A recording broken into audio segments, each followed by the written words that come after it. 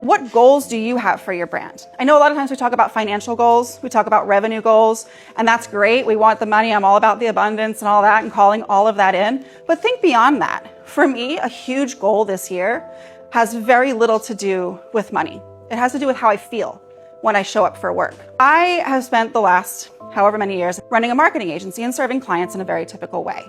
And a lot of times that meant they wanted to show up on social media a certain way.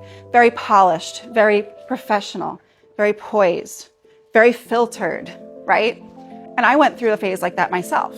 You know, there was a time when I would not show up on social media unless I was cropped from here up and had all the filters because I was very ashamed of how I looked. I was very, very self-conscious. One day I decided, F that, and I decided to book a photo shoot with a branding agency that does not retouch photos. I got those photos and I cried like a baby.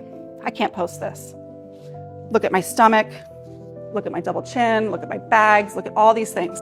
But I sat with them for a few weeks. And every time I looked at them, something changed. The next time I looked at it, I said, oh, look, I like how my eyes crinkle here. I look happy. You know, I look like I was having fun.